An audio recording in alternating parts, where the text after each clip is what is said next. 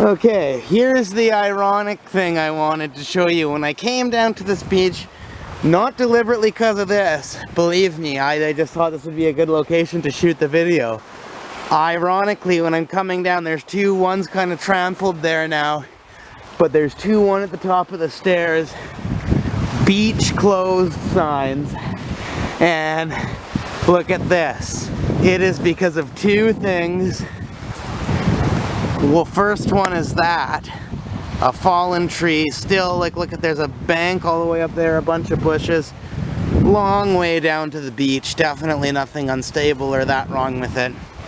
So that's one concern. And then there's one other concern just down here, I'll show you. Okay, see this here? It's been here for years, it's always been here. But, oh no, it washed away ever so tiny bit. The tide must have came up extra high one time and washed down a few rocks. Oh my gosh. So beach is closed. I'm actually trespassing right now being here. I'm not allowed to be here. This is a closed beach because of this. Are you serious, guys? So, yeah, you can just imagine if they're willing to close a whole beach with a rock face you can climb up there that goes all the way along down to that point that you can see. They closed the whole fucking thing because of that. So now you can just imagine what would happen if someone got chomped around here. Here we go. Beach is closed. Barriers and everything. Okay, we got this. Pebbles Beach closure. Whole damn paragraph. Beach access closed due to unstable bank and potential mudslide. Oh my gosh, watch my other video exploring a sinkhole. If you want to know what a sinkhole or a mudslide is, check that out. That little bit of rocks that fell down is far from a mudslide. And that tree is secured by all these bushes here. It ain't going nowhere, and it would take half a day to cut it up and get it out of here. There's no need for this. This is Jawstown 101, guys. Here we are at this beautiful beach. I'm up on an elevated rock right now, actually, but I'm at a beautiful beach, and there's actually a hilariously ironic thing that I'm going to present to you after this read-through here. But we're continuing on with the Jaws booklet read-through, and as you remember from last time, we're starting off with Richard Dreyfuss. So there we go. This is where we left off last time. Richard Dreyfuss as marine biologist Matt Hooper. Born in Brooklyn, New York, Richard Dreyfuss began acting professionally while still in high school, making his stage debut in the Los Angeles production of In Mama's House in 1964. Spotted by a talent agent, Dreyfuss soon guested on such TV shows as Ben Casey, Gidget, Bewitched, and The Big Valley, making his screen debut in Valley of the Dolls, 1967. He continued to work mostly on television until landing his big break playing Babyface Nelson in Dillinger, 1973. Following leading roles in American Graffiti, 1973, Inserts, 1974, and The Apprenticeship of Duddy Kravitz, 1974. Dreyfuss became a major box office star with Jaws, 1975, Close Encounters of the Third Kind, 1977, and The Goodbye Girl, 1977, the latter earning him an Academy Award for Best Actor at age 29, the youngest actor to do so at the time. Alternating between lead and supporting roles, Dreyfuss appeared in such hits as Down and Out in Beverly Hills, 1986, Stand By Me, 1986, which is an amazing movie. Love that one. Can't wait to review that one day. Stakeout, 1987, Always, 1989, Postcards from the Edge, 1990, What About Bob, 1991, Lost in Yonkers, 1993, The American President, 1995, and Mr. Holland's Opus, 1995, receiving the Best Actor Academy Award nomination for the latter. The star of the acclaimed TV series The Education of Max Bickford, 2001. Dreyfuss has continued to work on screen and television. His latest projects, including Poseidon, 2006, Red, 2010, Weeds, 2010, and Parenthood, 2011. So that's an interesting career. Robert Shaw as shark-obsessed fisherman Sam Quint. He's actually one of the greatest actors of all time. I always really liked Robert Shaw, and I think he totally stole the Jaws movie as Quint, 100%. Born in West Boughton, Lancashire, England, Robert Shaw taught school before enrolling in the Royal Academy of Dramatic Art in London. Wow, I did not know that at all. For one, I didn't know he was English, and I did not know he was a teacher. Seems kind of out of place when you know his character as Quint. I mean, I have watched a lot of other movies with him. Mainly people know Quint, but there's several other movies. There's one with Harrison Ford called Force 10 from Navarone. Really good movie. And yeah, I'd have to think of the names, but there's definitely some other famous movies that you might not have known he's in, but he either plays a side character in it, and there's some older movies that he did a really good job in. All of his characters actually, and in just his whole aesthetic as an actor, you wouldn't place him as a teacher before that. But that's actually cool. I find that really interesting.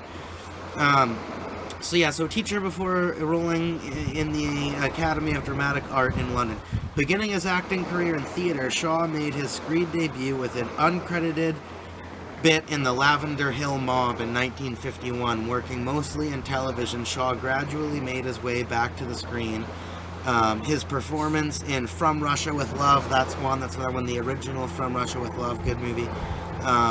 Battle of the Bulge, Battle of the Bulge, it's another one, yeah, he was in that too. And A Man for All Seasons, 1966, which he received a Best Supporting Actor Award nomination, bringing him fame and recognition. By the 1970s, Shaw had become one of Hollywood's most sought-after character actors, starring in Young Winston, 1972, The Sting, yeah, there we go, The Sting, 1973, The Taking of Pelham 123, 1974, another good one, Jaws, 1975, Robin and Marion, The Deep, never heard of that one, another sea, sounding like a sea movie with Shaw, I'd like to see that, 1977, that came in, and here we go, Force 10 from Navarone, 1978. In addition to his career as an actor, Shaw was also an accomplished novelist and playwright. His best-known book, The Man in the Glass Booth, 1967, was adapted into a successful play. Robert Shaw died shortly after completing Avalanche Express, 1979, at the age of 51. Wow, so yeah, that's interesting. I mean, I knew quite a bit about him, actually, more so than just your average person as an actor.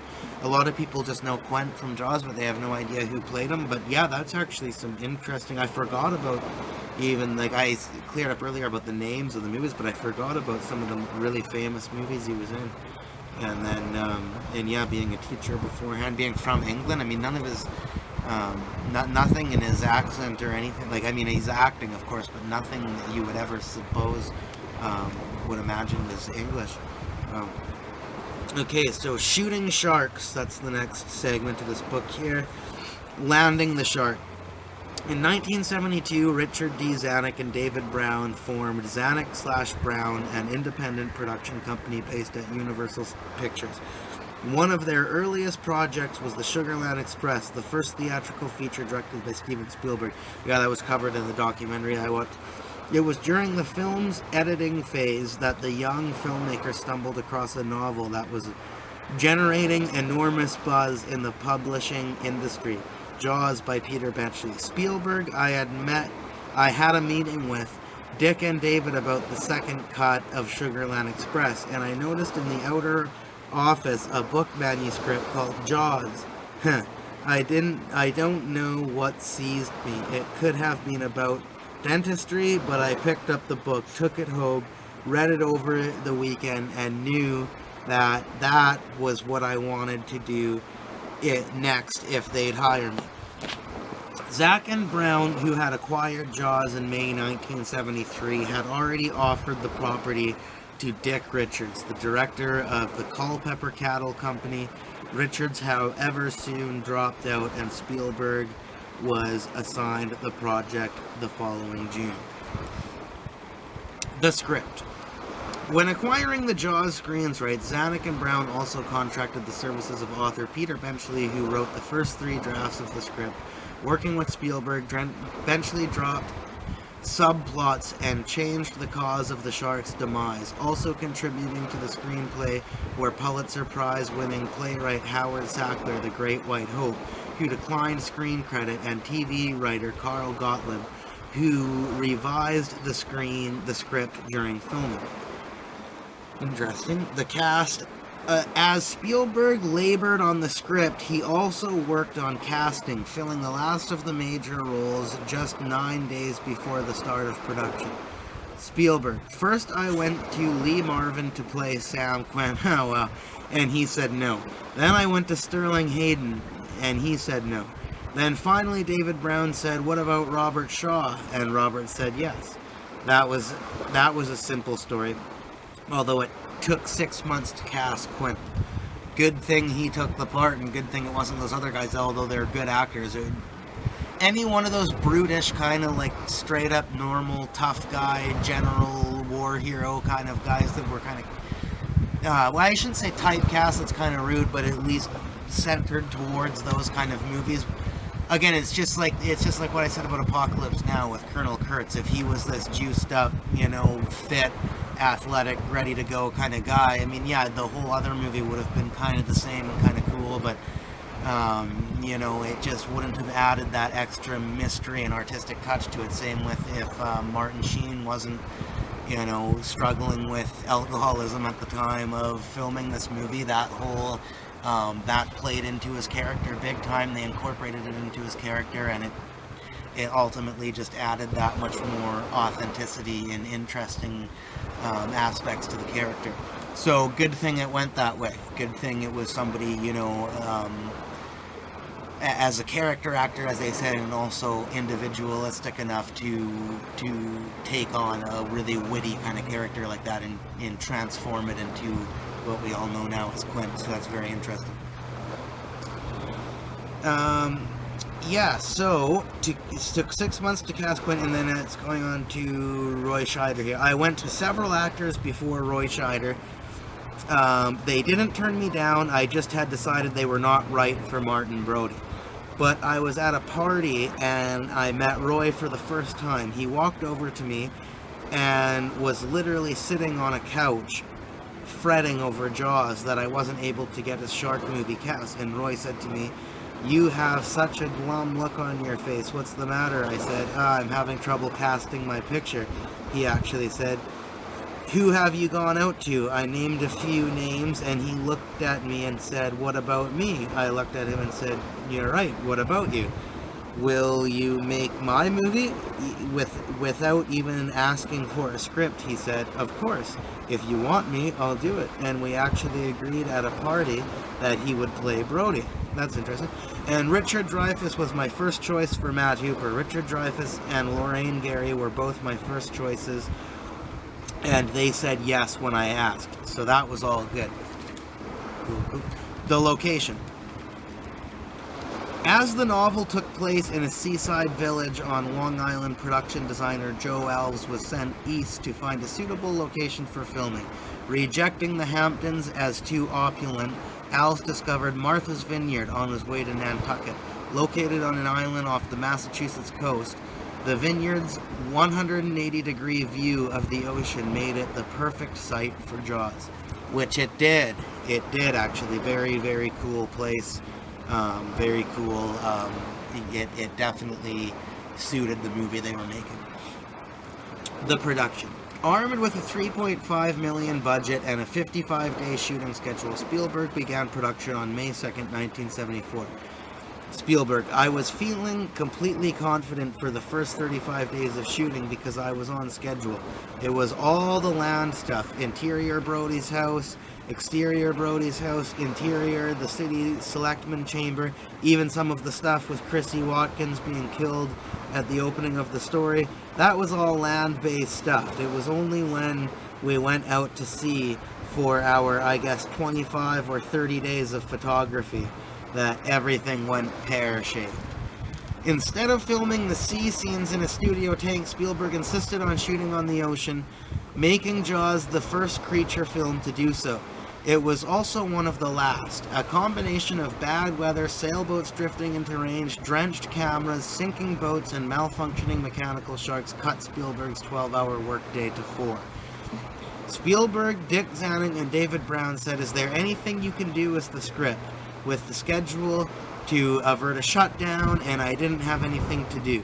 Because I couldn't cut the script, I couldn't cut the third act out of Jaws. I had to just keep moving forward, and the schedule was dictated by the mechanical shark and the weather conditions. The problems with the mechanized sharks, however, led to Spielberg's decision that less was definitely more. Instead of showing the shark, he'd conceal it, heightening the terror and suspense." Spielberg, "The shark not working was a godsend. It made me become more like Alfred Hitchcock when I didn't have control of my shark. It made me kind of rewrite the whole script without the shark. Therefore, in many people's opinions, the film was more effective, and the way the script actually offered up the shark in at least a dozen more scenes." Jaws finally completed production on October 6, 1974, 104 days over schedule at the then enormous cost of $12 million. Spielberg thought his career was over. By the time Jaws opened on June 20th, 1975, however, he discovered it was just the beginning. Yeah, so that's very interesting. I totally praise and respect the idea of going out to open sea. The wind gets in the way, the sailboats and other boats and industry and all that gets in the way. It's just hard in general, it's tiring, but you know what? Jaws would not be Jaws if it was filmed on a studio. That is 100% sure, so that's very interesting. So what I'm going to do is I'll stop there, as again, as I cleared up before, this is a fairly length book. It's got quite a bit of stuff in it. But, yeah, I think I'm going to end it. I might read this one last page here, and then I'll end it there as it starts to get a bit heavier into some stuff at this one. But I will read this book. I will read this page. Spielberg shoots, Williams scores. Steven Spielberg first met John Williams in 1972. A huge fan of the composer's score to The Rivers, 1969, Spielberg was about to direct his first feature film, The Sugar Land Express, and wanted Williams to write the music. Williams, "Steven took me to a very fancy restaurant in Beverly Hills for lunch. He was so young, a little older than my children, but not a whole lot, and seemed to know more about my music than I did. He would sing third Siebes from some remote westerns. Williams, who had been in the business for nearly 20 years, agreed, a decision that would lead Spielberg to ask him to compose the music for his follow-up project, Jaws. Having used Williams' Images score as a temporary soundtrack during the film's editing, Spielberg expected him to take a similar approach on Jaws that Williams played him took the director by surprise. Spielberg, "When Johnny played me the Jaws score on the piano, I thought he was pulling my leg, and he played it again, and then he played it until I stopped laughing, and I had a more esoteric idea musically in mind." He said, "The sophisticated approach you would like me to take isn't the approach you took with the film. I just experienced this as a huge, over-the-top pirate movie." Williams, "I fiddled around with the idea of creating something that was very brainless, like the shark. All instinct, meaning something could be very repetitious, very visceral, and grab you in your gut, not in your brain. It could be something you could play very softly, which would indicate the shark is far away when all you see is water, brainless music that gets louder and gets closer to you. Something is going to swallow you up." Spielberg agreed with Williams, and the film's ominous two-note riff soon became one of the cinema's most iconic themes, winning the composer a Grammy, a Golden Globe, and the 1975 Academy Award for Best Original Score. Since Jaws, Williams has written the score for nearly all of Spielberg's films, including E.T., The Extraterrestrial, Raiders of the Lost Ark, and Jurassic Park, earning him the 3 Academy Awards and 15 nominations from their collaboration. The secret to their 40-year success is perhaps the best is perhaps best summed up by Spielberg's reply to a comment made by Williams after seeing Schindler's List for the first time. Williams, Steven, you need a better composer for this. Spielberg, you're right, but they're all dead. So very interesting. Yeah, that's very true. The score is absolutely one of the things that makes the movie, and is absolutely one of the most famous pieces of music, let alone film scores, actually. And I love it. I think it's great. I think all these little things that were seemingly mistakes in the beginning ultimately crafted itself together into a beautiful piece of art, and I think that's what we're taking away from this. So that's where we'll stop, and I will continue on with this section here. It gets quite heavy duty for the next Shark Talk. Thank you very much for watching, everybody, and I hope you have a good day.